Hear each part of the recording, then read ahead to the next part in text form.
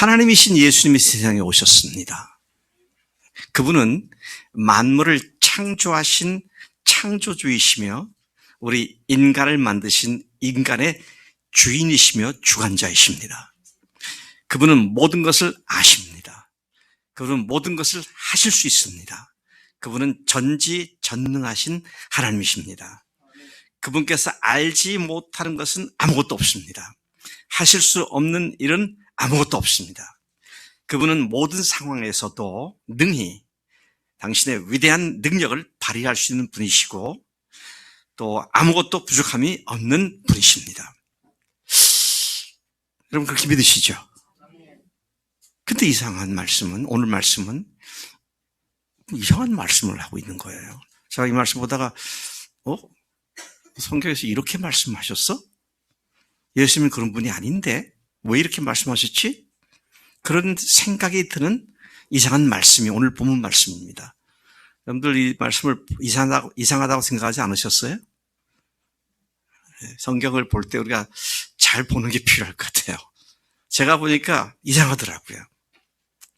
왜냐하면 예수님께서 아버지 하나님 앞에 기도를 하시는데 그냥 하신 것이 아니라 심한 눈물과 통곡으로 기도와 간구를 하셨다.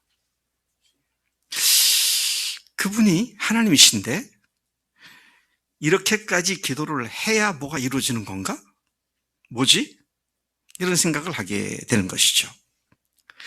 오늘 이 본문 말씀에서 7절 말씀이 굉장히 중요한 그 문제를 제기하고 있는데요. 그는 육체에 계실 때에 자기를 죽음에서 능히 구원하실 이에게 심한 통곡과 눈물로 간구와 소원을 올렸고 그의 경건하심으로 말미암아 들으심을 얻었느니라.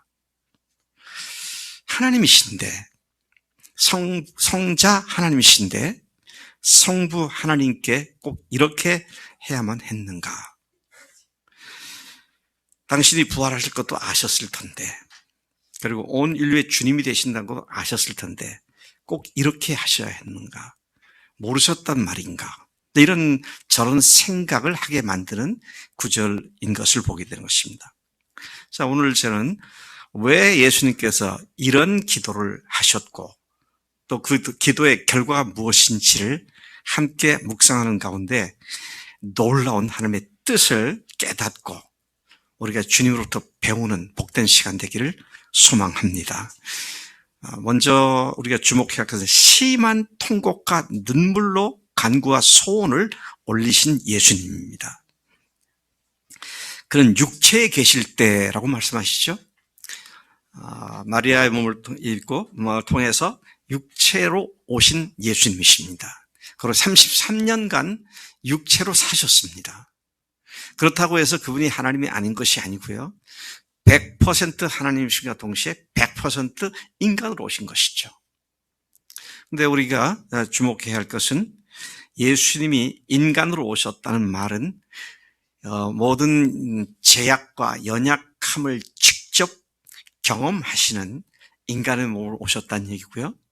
그 연약함과 부족함과 또 무지몽매함을 주님께서는 경험하시면서 그것들을 하나님으로서 직접 체험해 가시는 그런 주님이셨던 사실을 보게 되는 것입니다. 제가 이걸 심한 통곡과 눈물로 간구했다 그런 말을 영어로 보니까 loud crying 그랬어요. 큰 소리로 부르짖었다. loud crying and tears. 큰 부르짖음과 눈물로 기도하셨다.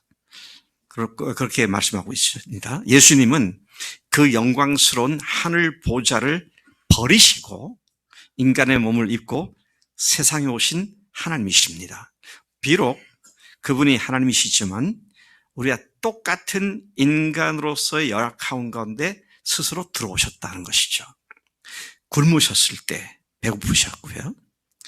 목말랐을 때 목이 가랬고 긴 여행길에 피곤했을 때 지쳐 쓰러지셨고 때로는 털썩 주저앉기도 하시고 때로는 배에서 그냥 쓰러져서 주무시기도 하시고 물결이 쳐서 배에 물이 가득하게 될 정도가 돼도 계속 주무시고 계실 정도로 매우 피곤하셨던 그런 모습, 또 고통받는 사람들 볼 때 함께 우신 예수님. 자, 이런 모습을 보면 그분은 100% 인간의 모습을 갖고 오신 분이시다라는 사실을 확인할 수 있습니다.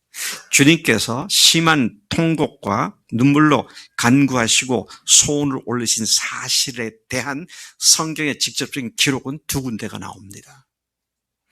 자, 첫 번째는 순서대로, 시간상 순서대로 한다면 예수님께서 체포당하시던 그날 밤 겟세마네 동산에서 하셨던 기도가 그 모습을 생생하게 보여주고 있습니다. 여러분들이 잘 아실 거예요. 하도 많이 들은 이야기니까요. 자, 그 마지막 날 밤 그 동산에서 주님은 제자들이 모여 있던 곳으로부터 돌 팔매질을 해서 돌이 날아갈 만한 거리로 따로 가셨습니다. 우리 임정섭 형제는 돌 팔매질을 하면 몇 미터 정도 날아갈 것 같아요?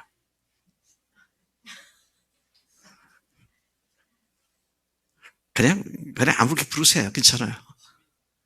30m? 3m? 10m? 우리 박정우 선생님이 얘기해보세요. 몇 미터 나갈 것 같습니까? 30-40m 나간대요. 우리 임정석 선생님보다 10살도 더 위인, 조금 멀리 덜 주시다면 한 50m 나갈 수 있을 것 같고요. 보통 못 나가도 20-30m 나가지 않겠나. 예수님이 그만큼 떨어져서 따로 가서 기도하셨다, 그 말이죠. 그런데 예수님께서 어떻게 기도하셨는가? 거기서 무릎을 꿇고 기도하셨어요. 제가 이스라엘 성지 순례를 갔을 때 감람원, 올리브 가든이라고 그러죠. 올리브 나무 과수원이죠. 거기에 갔더니 예수님 당시에 올리브 나무가 그대로 있더라고요. 늙은, 이상하게 울퉁불퉁 생긴. 근데 그쪽 한쪽을 가니까 바위에 사람이 무릎 꿇고 앉을 수 있는 모양의 바위가 있더라고요. 그래서 사람들이 여기가 예수님께서 그날 밤에 기도하신 자리다, 그렇게 안내를 하는데, 제가 볼 때는 아닌 것 같아요. 아닌 것 같은데, 그렇게 생긴 걸 보니까 그렇게 얘기를 하는 거죠. 자, 그런데 그분께서 그날 밤에 뭘 기도하셨는가? 자, 그것이 이제 중요한 얘기가 되는데요. 이렇게 기도하시죠. 누가복음 22장 41절부터 44절까지의 이 말씀이 기록되어 있는데, 기도하신 내용이 이렇습니다. 아버지여, 만일 아버지의 뜻이거든 이 잔을 내게서 옮기시옵소서. 그러나 내 원대로 마옵시고 아버지의 원대로 되기를 원하나이다. 자, 여기서 말한 잔이 뭡니까? 십자가의 죽음입니다. 십자가의 죽음이 코앞에 닥쳤잖아요. 근데 주님께서는 그 죽음을 놓고 하나님 앞에 할 수만 있으면 이것을 피하게 해달라고. 근데 내 원대로 마시고 내 뜻대로 하지 말고 아버지의 뜻대로 하시라고 그렇게 말을 했죠. 근데 이게요, 한 문장으로 딱 끝나지만은 이 기도한 모습을 보면 정말로 치열한 기도입니다. 기도가 얼마나 간절했던지 천사가 하늘에서 나타나서 예수님께 힘을 더했다, 그렇게 말하고 있습니다.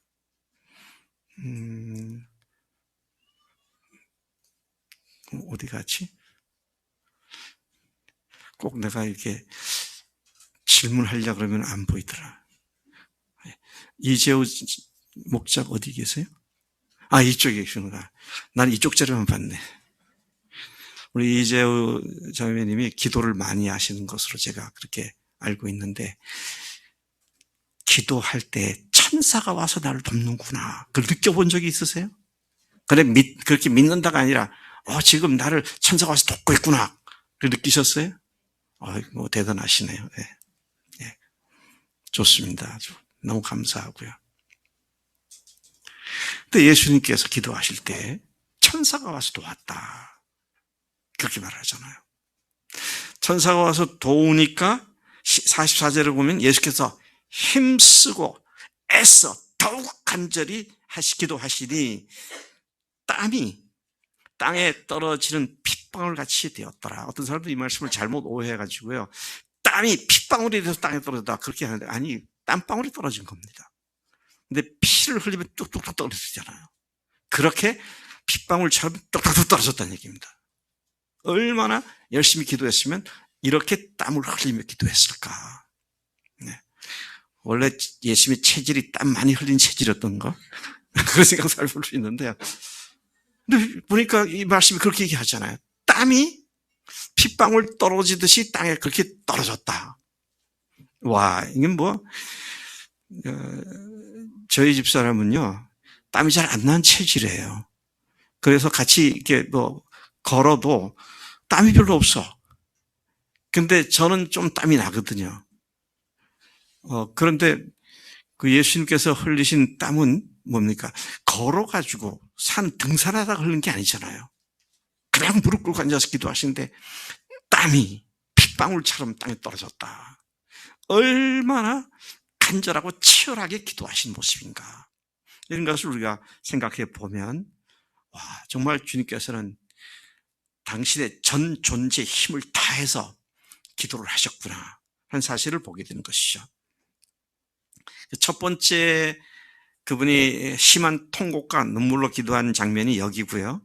두 번째 심한 통곡과 눈물로 기도한 장면은 십자가에 매달리셨을 때에, 그리고 그분이 운명의 시간이 가까웠을 때 그 십자가 위에서 나의 하나님 어찌하여 나를 버리셨나이까. 엘리 라마 사박다니. 이 말씀도 보면은요, 큰 소리로 외쳤다 그랬습니다. 예? 큰 소리로 외쳤다 그랬어요. 온 인류의 모든 죄를 그분의 한 몸에 짊어지신 그 흉악하고 참혹한 모습에 성부 하나님께서 성자 예수님으로 향하던 눈동자의 초점을 옮기시고 고개를 돌리셨다는 겁니다. 여러분, 예수님이 십자가에 달려 돌아가실 때 그 상황과 그 모습, 예수님에게서 발견되는 모습은 온 인류의 모든 죄를 한 몸에 다 짊어졌기 때문에 가장 흉악한 모습이었을 것이었습니다. 하나님께서 그걸 보셨습니다.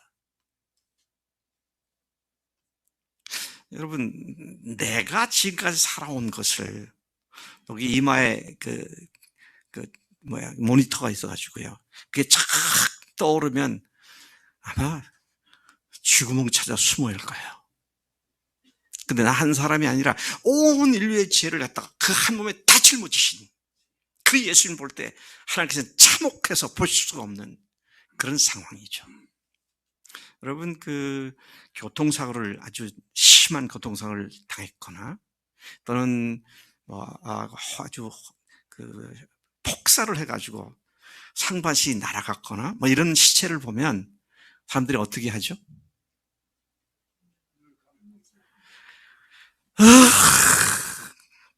그리고 안 보게 되죠.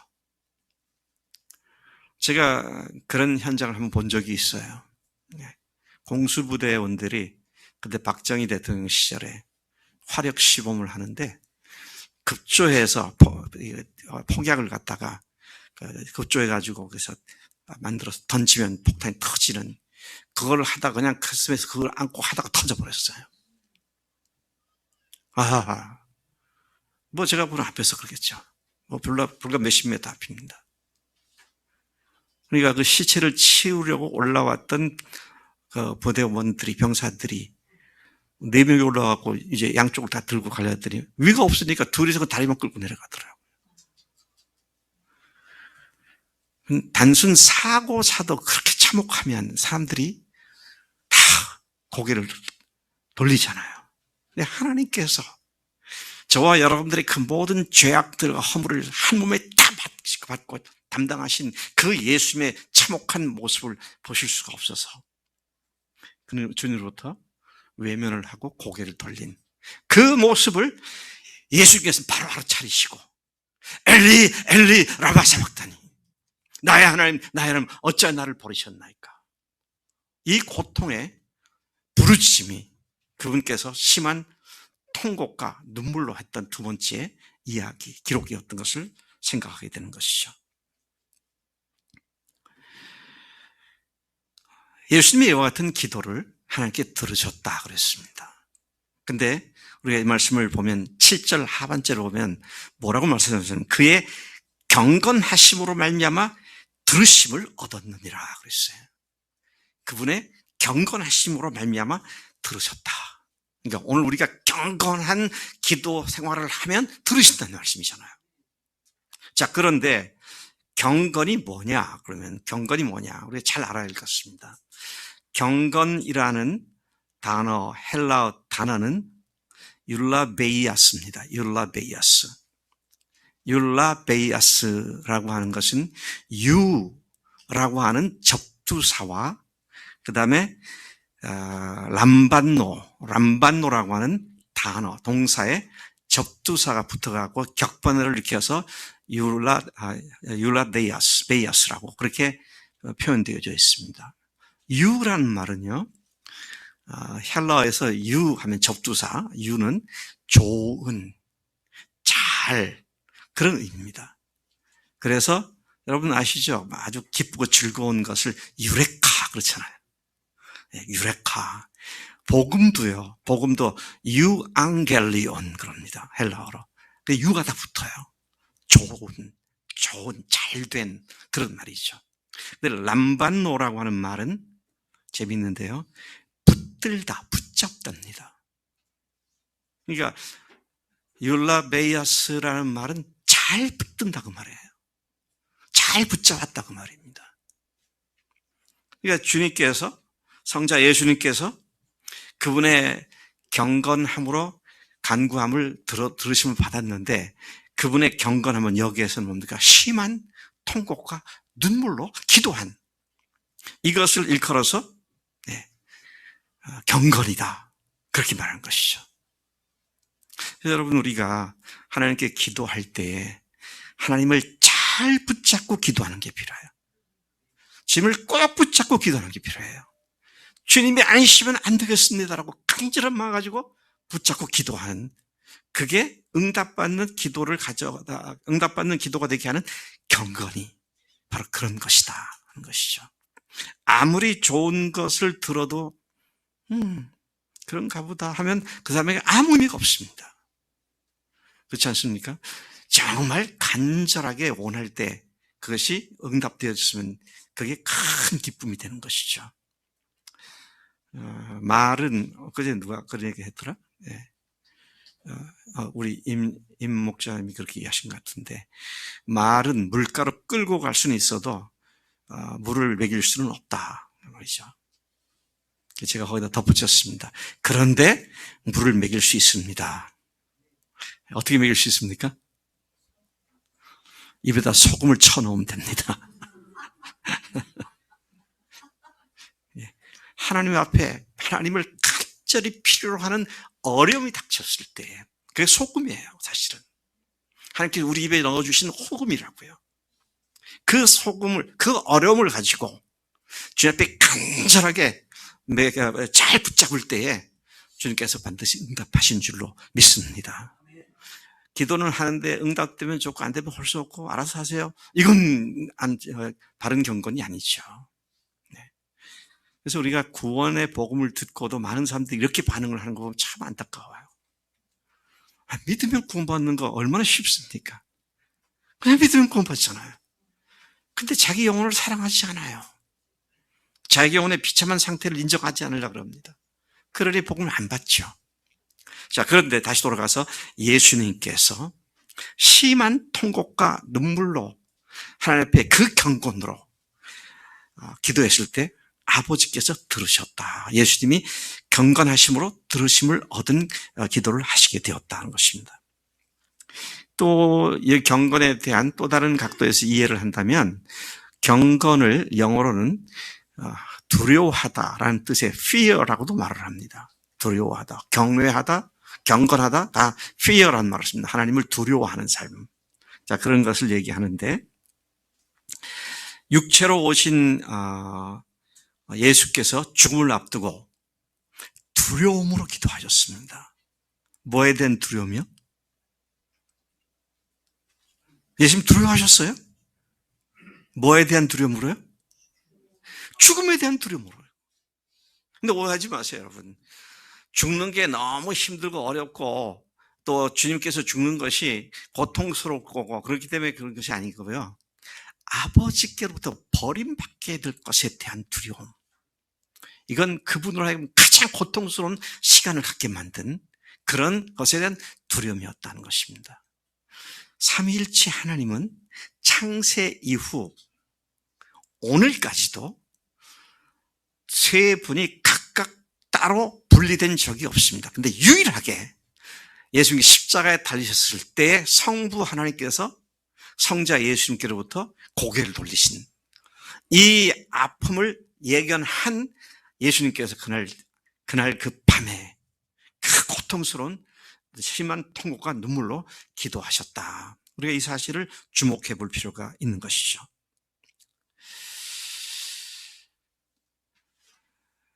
이러한 경건한 기도와 무릎 꿇음 없이는 순종을 배울 수 없습니다. 고난을 피하고 싶지 그 고난을 환영하는 사람은 아무도 없습니다. 그러나 그 가운데서도 주님을 꼭 붙잡고 잘 붙잡고 기도하는 경건은 모든 지옥 권세를 깨트리는 하나님의 능력인 줄로 믿습니다. 자, 근데 오늘 이 말씀에 보면 특별히 우리가 또 주목해야 할 말씀이 나오는데요. 그 말씀을 보면 8절이 이렇게 말하고 있습니다. 그가 아들이면서도 고난으로 순종함을 배우셨다 그랬어요. 아들이시라도 라는 말은 그가 그런 거 필요 없는데도 그런데도 불구하고 그런 위치에 있는 분이시도 불구하고 그런 것들을 고난을 받으셨다. 지금 그런 표현을 하고 있는 것입니다. 예수님이 성자 하나님이심에도 불구하고 받으신 고난으로 순종함을 배웠다. 아하, 순종을 배우는 소중한 통로가 고난이구나. 이 사실을 또 주목하게 되는 것입니다. 물론 여기서 말하는 고난은 십자가에서의 죽으심을 의미합니다.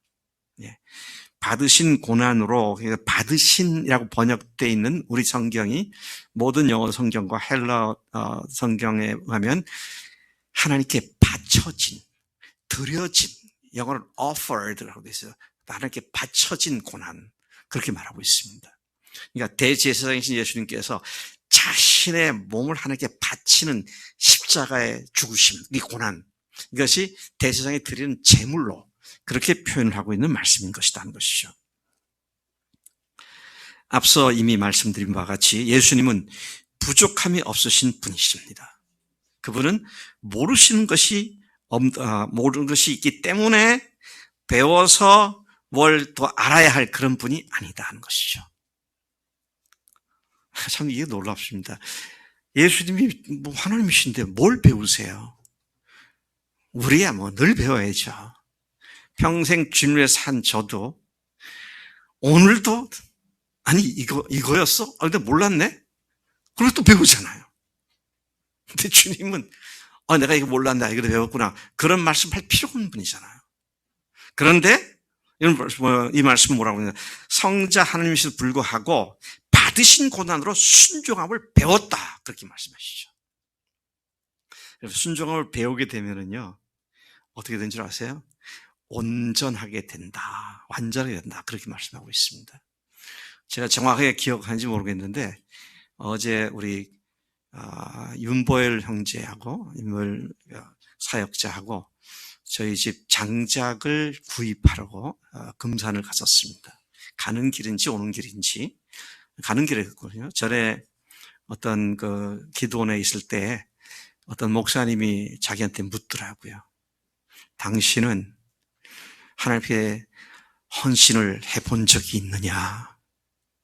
예, 제가 늘 교회에서 헌신하고 그렇게 이렇게 살고 있습니다. 그러니까, 아니, 그런 거 말고. 무슨 말씀이세요? 그랬더니, 헌신을 하며 하나님께 헌금을, 목적을 가지고 들어본 일이 있느냐? 그래서 하나님이 없더래요. 없는데요. 그랬더니 이제 그분이 목적을 두고 하나님 앞에 정말 단판을 걸듯이 그렇게 기도를 하고 하나님께 준비된 예물을 드렸을 때 그것에 대한 하나님의 결과가 얼마나 큰 것인지를 알게 되면 당신은 평생 주님 앞에 다 드릴 수 있게 되는 거다. 제가 어제 그 얘기 들을 때 우리 연보 형제 보고 당신 언제 한번 그 간증 해라 그랬는데 그거 간증할 시간이 지금 시간인데 간증은 준비 안 했으니까 제가 전달하는 겁니다. 예. 뭐 영어로 베팅한다 그렇잖아요. 믿음으로 베팅하는 게 필요해요. 예? 베팅한다는 말은 노름에서 판돈을 건다는 거잖아요. 판돈을 걸면 어떻게 됩니까? 이기면 판돈에 걸고 이기면 돈을 따는 거고 지면 다 날아가는 거잖아요. 근데 하나님 앞에 그분을 절대적으로 믿고 뜻을 두고 주님께서 이렇게 해주시기를 소망합니다. 이것이 주님을 위해서 이렇게 필요한 것인데 주님 제가 이 일을 위해서 제가 헌신합니다. 그리고 주님 앞에 조금 적절한 말은 아니지만 배팅을 할 때 그 결과가 어떻게 된가를 알게 되면 평생 경제적인 문제에 있어서는 하나님 앞에 자유로워지는 걸 느끼다 보시죠. 여러분 제가 잘 삽니다. 아무도 뭔 소린가 하고 그러시네. 아니, 경제적으로 잘 살아요. 제가 먹고 싶을 때 먹고 입고 싶을 때 입고 자고 싶을 때 자고 먹을 것이 없어 걱정이다 이런 생각 갖지 않고 삽니다. 그런데 앞으로 또 늙으면은 병이 걸리면 또 앞으로 치료비도 많이 들고 어떡할까 그 생각도 안 해요. 왜 안 하는 줄 아십니까? 제가 주님 앞에 판돈을 건 적이 있거든요. 그리고 어마어마한 하나님의 축복을 누렸거든요. 근데 그런 경험을 하고 나면 그 다음에는 그게 더 이상 문제거리가 안 되더라고요. 근데 한 번도 그렇게 해보지 않은 사람들은 평생 주님 앞에 돈 하나 갖고 발발 떨더라고요. 참 이건 놀랍습니다. 하나님이 주인이시고 창조주시고 주관자시고 나의 하나님이신데 그분께서 나의 삶의 모든 길을 항상 최선으로 인도하시잖아요. 하나님께 내가 드리게 되면 쫄딱 망하게 해서 거짓 만들어서 고생시키려고 그런 거 아니잖아요. 우리 길 앞에 함정 파놓고 거기 빠지게 하기 위해서 그런 거 아니시잖아요. 참 주님께서는 참 놀라운 일이신데 고난을 통해서 순종함을 배워 온전하게 된다. 이 말씀이 오늘 우리에게 굉장히 중요한 교훈을 주는 말씀이기도 하다 하신 것이죠. 히브리서 4장 15절에 보면 우리에게 있는 대제사장은 우리의 연약함을 동정하지 못하실 리가 아니요 모든 일에 우리와 똑같이 시험을 받으신 분이다. 그렇게 말씀하고 있습니다. 무언가 머리로 지식으로 개념과 관념으로 아는 것과 실제로 경험을 통해 아는 것은 전혀 다른 차원의 이야기입니다. 네, 전혀 다른 차원의 이야기예요. 논리를 따지고 합리적이고 그렇게 계산을 우리가 충분히 해야 되고 할 수 있지만 그것하고 전폭적으로 하나님을 의지하고 믿음 가운데 주님을 의지하고 나아가는 것은 전혀 다른 차원의 얘기다 하는 것이죠. 어렵고 고통스러운 문제 가운데 빠진 사람을 가장 잘 도울 수 있는 사람은 어떤 사람일까요? 같은 문제로 경험을 하고 거기에서 믿음으로 승리한 사람이 가장 잘 도울 수 있습니다.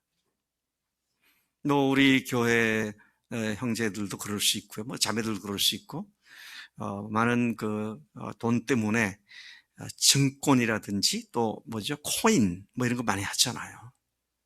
네. 근데 그게 생각대로 안 되죠. 생각대로 되면 다 부자 되지. 근데 안 되니까 이 투자했던 게 몽땅 날아가 버리잖아요. 그럼 얼마나 힘들어요. 어려워져요. 근데 그게 중독성이 있더라고요. 그러니까 그런 일이 있으면 이제 중단을 해야 되는데, 중독성이니까 잘 중단하지 못해. 그런 사람에게 제가 가가지고 말씀을 들이대면서 당신이 주인 돼서 그러니까 회개하라고, 앞으로 그러지 말라고 하면 그 사람은 할렐루야, 그렇게 하겠습니다. 그렇게 반응할까요? 안 해요, 안 해요. 그건 공자왈 맹자왈처럼 밖에 안 듣습니다. 근데 내가 사실은 과거에 이렇게 해서 내가 옥을 날린 사람이다. 그것 때문에 내가 얼마나 고통스러운지 모른다. 근데 내가 하나님 앞에서 이렇게 결심을 하고 날 도우시더라. 당신도 이렇게 하면 도움될 거다. 그러면 선험자가 얘기를 하니까 사람들은 들어요. 목사가 성경 따져가지고 논리적으로 얘기해봐야 안 듣습니다. 받으신 고난으로 순종을 배워서 모든 죄인들을 용서하는 근원이 되셨다. 와, 구원의 근원 되신 분이시다. 그렇게 말씀을 하신 것이라는 것이죠. 여러분, 오늘 제가 이 말씀을 준비하면서 참 귀한 말씀을 생각했는데, 육신을 입고 세상에 오신 예수님의 일생의 과제는 무엇이었을까요? 일생의 최대 과제 말고 일생에 걸친 과제가 무엇이었을까요?